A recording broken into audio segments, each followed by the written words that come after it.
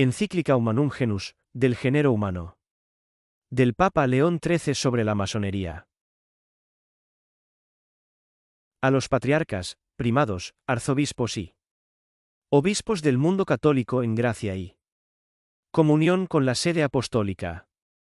El género humano, después de su miserable caída de Dios, creador y dador de los dones celestiales, por envidia del diablo, se dividió en dos partes diversas y opuestas, de las cuales una lucha tenazmente por la verdad y la virtud, la otra por las cosas que son contrarias a la virtud y a la verdad. La una es el reino de Dios en la tierra, es decir, la verdadera Iglesia de Jesucristo, y quienes desean de corazón unirse a ella para alcanzar la salvación, deben necesariamente servir a Dios y a su Hijo unigénito con toda su mente y con toda su voluntad. El otro es el reino de Satanás, en cuyo poder y control están todos los que siguen el ejemplo fatal de su jefe y de nuestros primeros padres, aquellos que se niegan a obedecer la ley divina y eterna, y que tienen muchos propósitos propios en desprecio de Dios, y muchos propósitos también contra Dios. 2. San Agustín distinguió y describió con gran agudeza este doble reino, como dos ciudades contrarias en sus leyes, porque luchaban por objetivos opuestos, y con sutil brevedad expresó la causa eficiente de cada una de ellas con estas palabras: dos amores formaron dos ciudades, el amor a sí mismo, que llega hasta el desprecio de Dios, una ciudad terrena, y el amor a Dios, que llega hasta el desprecio de sí mismo, una ciudad celestial. En todos los tiempos, ambas han estado en conflicto entre sí, con variedad y multiplicidad de armas y de guerra, aunque no siempre con igual ardor y acometidas. Sin embargo, en este periodo, los partidarios del mal parecen unirse y luchar con vehemencia unida, guiados o ayudados por esa asociación fuertemente organizada y extendida llamada los masones. Ya no ocultan sus propósitos, sino que ahora se alzan audazmente contra Dios mismo. Ellos planean pública y abiertamente la destrucción de la Santa Iglesia, y esto con el propósito de despojar completamente a las naciones de la cristiandad, si fuera posible, de los beneficios obtenidos para nosotros por medio de Jesucristo nuestro Salvador. Al lamentar estos males, nos sentimos constreñidos por la caridad que impulsa nuestro corazón a clamar con frecuencia a Dios, porque aquí que tus enemigos han gritado, y los que te odian han levantado la cabeza. Han tomado malicia contra tu pueblo, y han concertado consejo contra tus santos. Han dicho: venid y destruyámoslos, para que no sean una nación. 3. En una crisis tan urgente, cuando se lanza un ataque tan feroz y tan apremiante contra el nombre cristiano, es nuestro deber señalar el peligro, señalar quiénes son los adversarios, y con lo mejor de nuestro poder, hacer frente a sus planes y artimañas, para que no perezcan aquellos cuya salvación nos ha sido encomendada, y para que el reino de Jesucristo confiado a nuestro cuidado no permanezca y permanezca íntegro, sino que se amplíe mediante un crecimiento cada vez mayor en todo el mundo. 4. Los romanos pontífices, nuestros predecesores, en su incesante vigilancia sobre la seguridad del pueblo cristiano, fueron prontos en descubrir la presencia y el propósito de este enemigo capital tan pronto como saltó a la luz en lugar de esconderse como una oscura conspiración y, además, aprovecharon la ocasión con verdadera previsión para dar, por así decirlo, una especie de guardia, y no dejarse atrapar por las artimañas y trampas preparadas para engañarlos. 5. El primer aviso del peligro lo dio Clemente XII en el año 1738, y su constitución fue confirmada y renovada por Benedicto XIV. Pío VII siguió el mismo camino, y León XII, con su Constitución Apostólica Quo Graviora, recopiló las actas y decretos de los pontífices anteriores sobre este tema, y los ratificó y confirmó para siempre. En el mismo sentido hablaron Pío VIII, Gregorio XVI, y, muchas veces, Pío IX. 6. En efecto, tan pronto como la Constitución y el espíritu de la secta masónica fueron claramente descubiertos por los signos manifiestos de sus acciones, por la investigación de sus causas, por la publicación de sus leyes, de sus ritos y comentarios, con la adición a menudo del testimonio personal de quienes estaban en el secreto, esta sede apostólica denunció la secta de los masones y declaró públicamente que su constitución era contraria a la ley y al derecho, y perniciosa no menos para la cristiandad que para el Estado, y prohibió a cualquiera entrar en la sociedad, bajo las penas que la Iglesia suele infligir a los individuos excepcionalmente culpables. Los sectarios, indignados por esto, pensando eludir o debilitar la fuerza de estos decretos, en parte por desprecio de ellos, en parte por calumnia, acusaron a los sumos pontífices que los habían promulgado, o de exceder los límites de la moderación en sus decretos o de decretar lo que no era justo. De esta manera se intentó eludir la autoridad y el peso de las constituciones apostólicas de Clemente XII y Benedicto XIV, así como de Pío VII y Pío IX. Sin embargo, en la misma sociedad había hombres que reconocían a regañadientes que los romanos pontífices habían obrado dentro de su derecho, según la doctrina y la disciplina católicas. Los pontífices recibieron el mismo asentimiento, y en términos enérgicos, de muchos príncipes y jefes de gobierno, que se ocuparon de someter la sociedad masónica a la sede apostólica, o de tildarla de perniciosa por propia iniciativa, por medio de decretos especiales, como, por ejemplo, en Holanda, Austria, Suiza, España, Baviera, Saboya y otras partes de Italia. 7. Pero lo que es más importante, el curso de los acontecimientos ha demostrado la prudencia de nuestros predecesores, pues su solicitud previsora y paternal no siempre y en todas partes tuvo el resultado deseado, ya por la simulación y astucia de algunos que fueron agentes activos en el mal, ya por la ligereza irreflexiva de los demás, que, por su propio interés, deberían haber prestado atención al asunto. Por consiguiente, la secta de los masones creció con una rapidez inimaginable en el transcurso de un siglo y medio, hasta que llegó a ser capaz, por medio del fraude o la audacia, de entrar de tal manera en todos los rangos del Estado que parecía ser casi su poder gobernante. Este rápido y formidable avance ha acarreado sobre la Iglesia, sobre el poder de los príncipes, sobre el bienestar público precisamente ese grave daño que nuestros predecesores habían previsto mucho antes. Se ha llegado a tal condición que de ahora en adelante habrá graves razones para temer, no ciertamente por la Iglesia, pues su fundamento es demasiado firme para ser derribado por el esfuerzo de los hombres, sino por aquellos estados en los que prevalece el poder, ya de la secta de la que estamos hablando, ya de otras sectas no muy diferentes que se prestan a ella como discípulos y subordinados. 8. Por estas razones, apenas llegamos a la dirección de la Iglesia, vimos y sentimos claramente que era nuestro deber usar al máximo nuestra autoridad contra tan vasto mal. Ya varias veces, según la ocasión, atacamos algunos puntos principales de la doctrina que mostraban de manera especial la perversa influencia de las opiniones masónicas.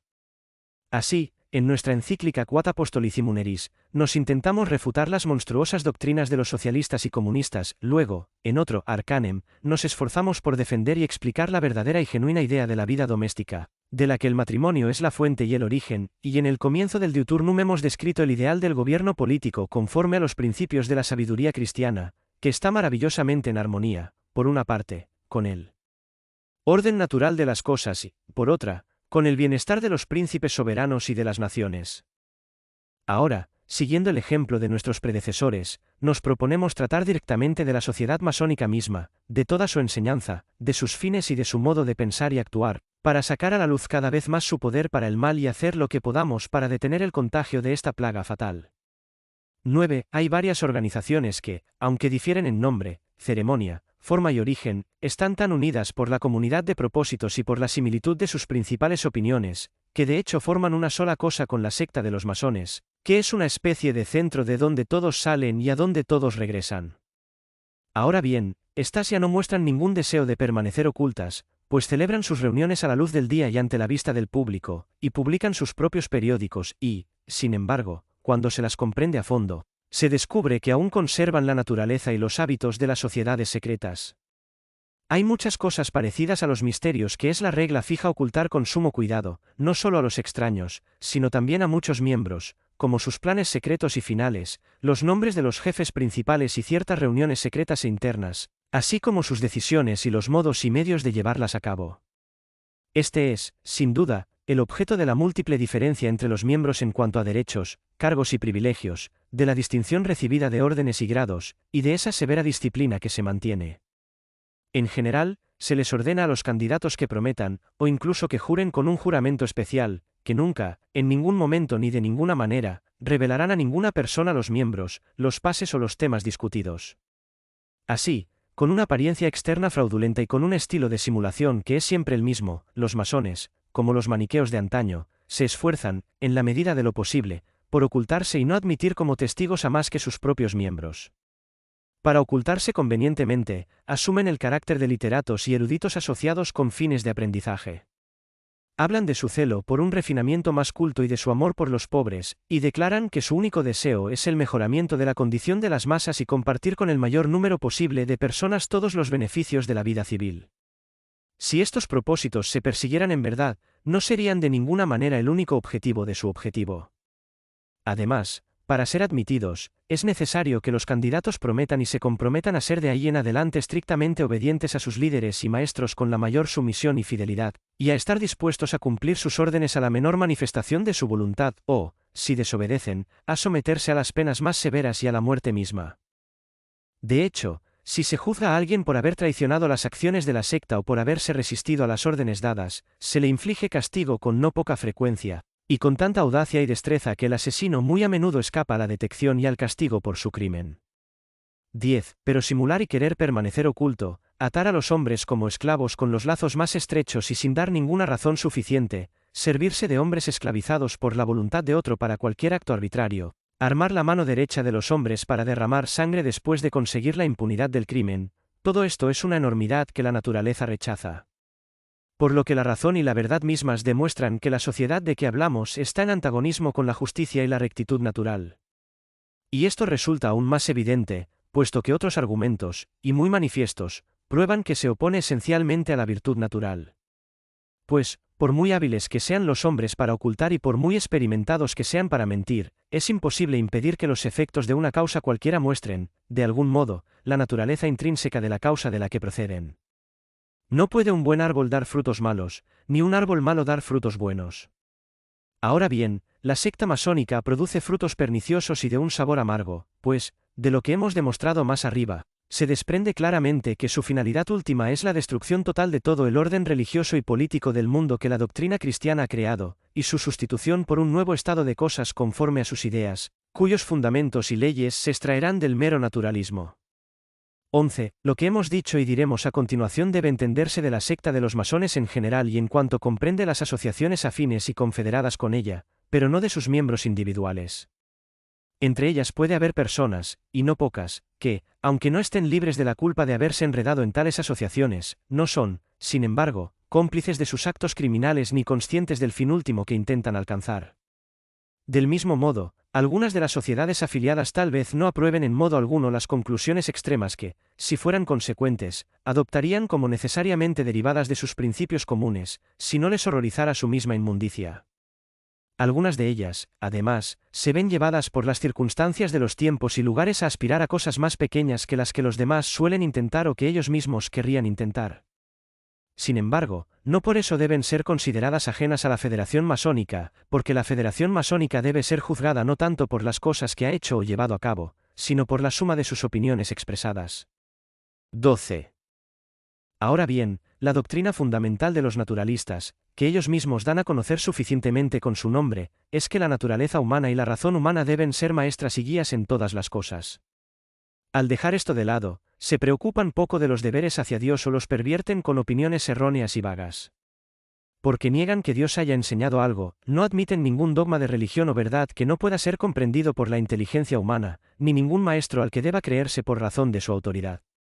Y como es deber especial y exclusivo de la Iglesia Católica exponer plenamente con palabras las verdades divinamente recibidas, enseñar, además de otros auxilios divinos para la salvación, la autoridad de su oficio y defenderla con perfecta pureza, es contra la Iglesia contra quien se dirigen principalmente la ira y el ataque de los enemigos. 13. En lo que se refiere a la religión, que se vea cómo procede la secta de los masones, sobre todo allí donde tiene más libertad para obrar sin restricciones, y que cada uno juzgue entonces si en realidad no quiere seguir la política de los naturalistas. Con un trabajo largo y perseverante, se esfuerzan por conseguir este resultado, que el magisterio y la autoridad de la Iglesia no tengan ninguna importancia en el estado civil, y por esta misma razón declaran y sostienen al pueblo que la Iglesia y el Estado deben estar completamente desunidos. Por este medio rechazan de las leyes y de la República la saludable influencia de la religión católica, y en consecuencia, piensan que los estados deben constituirse sin ninguna consideración a las leyes y preceptos de la Iglesia. 14. No les parece suficiente despreciar a la Iglesia, la mejor de las guías, a no ser que la perjudiquen con su hostilidad. En efecto, les es lícito atacar impunemente los fundamentos mismos de la religión católica, de palabra, por escrito y en la enseñanza, y ni siquiera se respetan los derechos de la Iglesia, ni se salvan los oficios de que está investida divinamente. Se deja a la Iglesia la menor libertad posible para administrar los asuntos, y esto se hace mediante leyes no aparentemente muy hostiles, pero en realidad diseñadas y adecuadas para impedir la libertad de acción. Además, vemos que se imponen leyes excepcionales y onerosas al clero con el fin de disminuirlo continuamente en número y en medios necesarios. Vemos también que los restos de los bienes de la Iglesia están encadenados por las más estrictas condiciones y sometidos al poder y a la voluntad arbitraria de los administradores del Estado, y que las órdenes religiosas son desarraigadas y dispersadas. 15. Pero la lucha de estos enemigos se ha dirigido desde hace mucho tiempo contra la sede apostólica y el romano pontífice. Al principio, el pontífice fue expulsado, por razones engañosas, del baluarte de su libertad y de su derecho. El principado civil, luego, injustamente, se vio empujado a una situación insoportable a causa de las dificultades que surgían por todas partes. Ahora ha llegado el momento en que los partidarios de las sectas declaran abiertamente lo que en secreto han tramado entre ellos durante mucho tiempo, que el sagrado poder de los pontífices debe ser abolido y que el papado mismo, fundado por derecho divino, debe ser destruido por completo.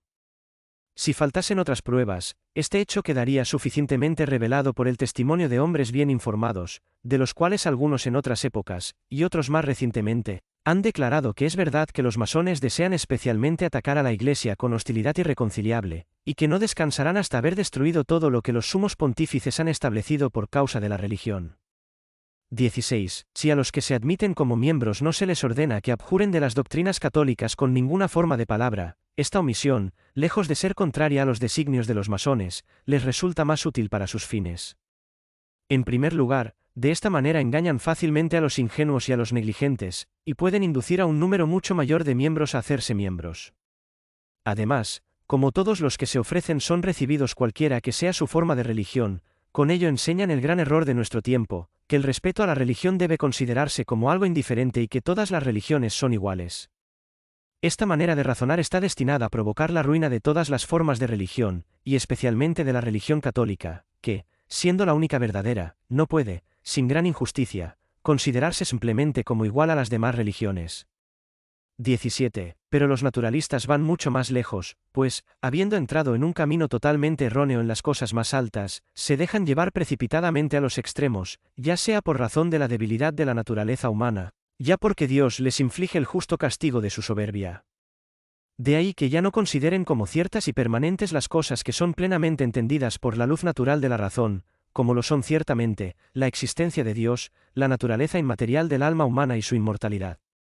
La secta de los masones, por un camino de error similar, está expuesta a estos mismos peligros, pues, aunque en general profesen la existencia de Dios, ellos mismos son testigos de que no todos sostienen esta verdad con el pleno asentimiento de la mente o con una firme convicción. Tampoco ocultan que esta cuestión sobre Dios es la mayor fuente y causa de discordias entre ellos. De hecho, es cierto que ha existido entre ellos una considerable disputa sobre este mismo tema muy recientemente. Pero, en verdad, la secta permite gran libertad a sus devotos, de modo que a cada lado se le da el derecho de defender su propia opinión, ya sea que hay un Dios, o que no hay ninguno, y aquellos que obstinadamente sostienen que no hay Dios son iniciados tan fácilmente como aquellos que sostienen que Dios existe, aunque, como los panteístas, tienen nociones falsas acerca de él, todo lo cual no es otra cosa que quitar la realidad, mientras se conserva alguna representación absurda de la naturaleza divina.